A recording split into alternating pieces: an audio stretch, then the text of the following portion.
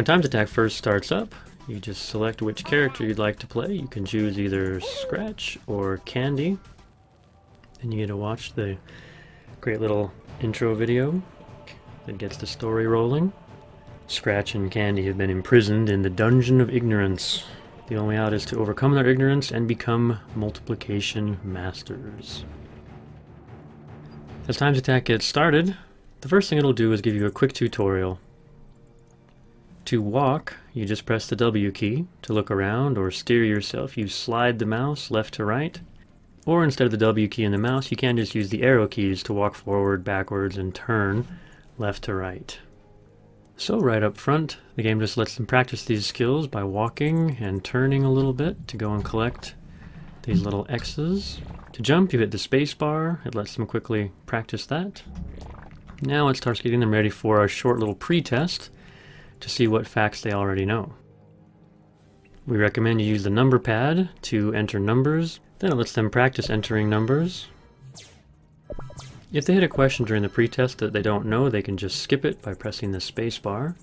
Then, so that we can correctly process their pretest and post-test data, we just have them choose which grade they're in, and we begin the pretest. You can see on the left-hand side here, it's going to keep track of how many questions have been asked. Altogether, there's going to be 66 facts, excluding reciprocals. If they don't know an answer, they can just skip it.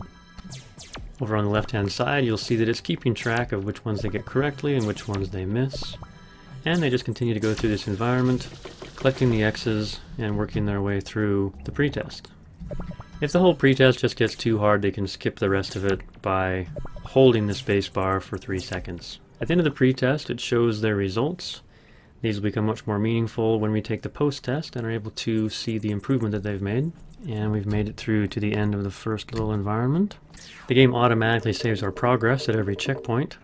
Once we've finished the pretest, it lets us choose which environment we'd rather play in, either the dungeon or the palace. We sometimes call the palace the friendly palace because it's a little bit gentler. Once the game fires up, you can see we've got some hints down at the bottom that tell us what we need to do in case we forget. Basically, we just drop down this hole and we run find the first key. The key turns on these doors. It asks us a question and then it provides a visualization of what that question means. In this case, it's 2 groups of 2. Each of those groups of 2 then spits out a snail that represents a group of 2. Once we collect those snails, we throw them back at the door to build the answer a second time, 2, 4, and once we've demonstrated that we understand why 2 times 2 is 4, then it lets us actually type in the answer. And now we've got a friendly ogre who comes out to make sure we've got that down. Now this ogre is actually very sophisticated, but at this point he doesn't think we know very much besides 2 times 2. So about all he can do is ask us 2 times 2 a few times and then let us move on. So he gives us his key that will go and enable the next door. So we come down the hall to the next door, where we get a question and a visualization of the next answer. In this case, it's 3 times 2, 2, 4, 6. Then we come and build the answer a second time, 2, 4, 6. From the beginning, Times Attack teaches reciprocals. So in this case, 2 times 3 has been reversed to show 3 times 2. In other words, 3 groups of 2. When we see it next time, it might be the reciprocal of that, 2 times 3. Now the friendly ogre comes out and he wants to pull knowledge from as deep within our long-term memory as possible. So his initial question is not 3 times 2 like we just barely learned. Instead he's going to pull 2 times 2 from our memory because he feels like he's guessing we can probably still remember that fact that we learned a moment ago. And then he's going to ask us 3 times 2 after our short-term memory has been cleared out by answering 2 times 2. And we'll build on that a little bit as you can see in the next example. So we come to the third option here. We have the key to unlock it. We turn it on now. It's 4 groups of 2. 4 times 2 could also be 2 times 4 if we flipped it around. We build our answer, 2, 4, 6, 8, as we collect all those snails. And then we come back and we throw them at the door. You throw them at the door using the mouse key or the F key. We watch us build our answer, 2, 4, 6, 8.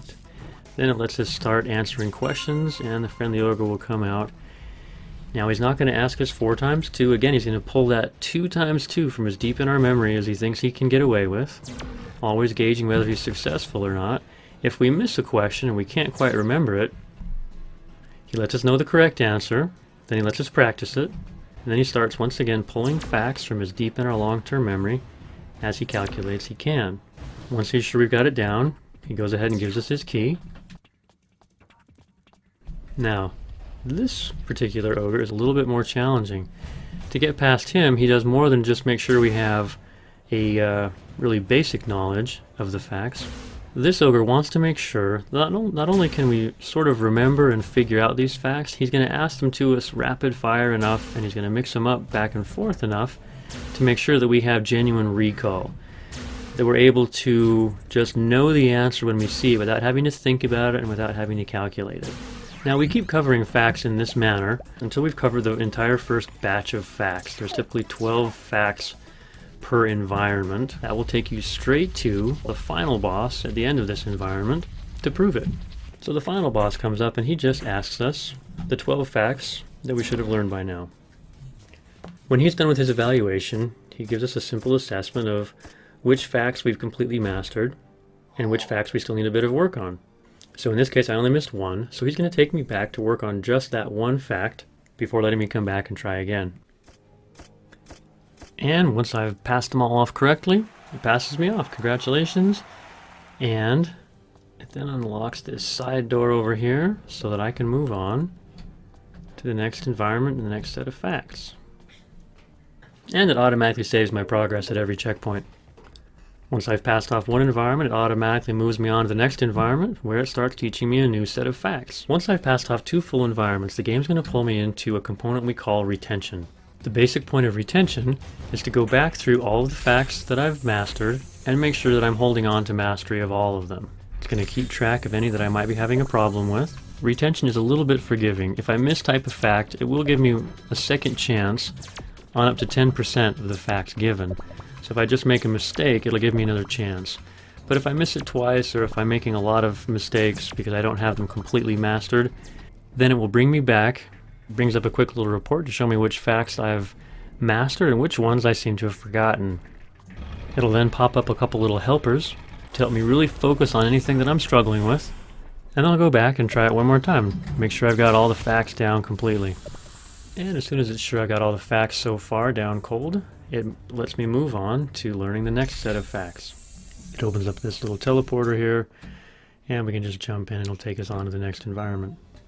And if I take a look at my progress report now, you can see I've passed off retention 1s. That means I've passed off that entire set of facts, and now I'm working on the lava world. I can challenge the lava world if I want to, and you'll see that soon I'll move on to retention 2, 3, 4, and just continue progressing until I have every single fact mastered all in a row.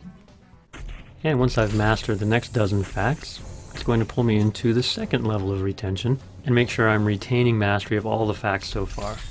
Starting with the second round of retention, if you're in the free version, you'll still be constrained to this little portion of this island, but if you have any kind of upgrade, you can move on to the other portions of retention that are a little more entertaining. And this retention process just continues until we get to the final round of retention, in which you demonstrate complete mastery of every single fact 2 through 12. Note that if students are unable to pass off retention after the first 3 attempts, it will automatically start getting easier for them, but it will record whether they pass off the final degree of retention at a lower degree of difficulty. Now, once we've successfully mastered all of the facts and passed off the final level of retention, it will bring us to the post-test. We strongly recommend that students take a break before taking the post-test because they've just finished a very difficult round of retention, and the post-test will be very challenging as well. They're now ready to make their escape from the Dungeon of Ignorance. And now it shows up with my post-test score. And then this is a huge accomplishment that these kids have made by this point. They've got every single fact down cold. The way that we've set it up, they're probably going to have an extremely solid retention of that mastery as well. So congratulations to them. Thank you.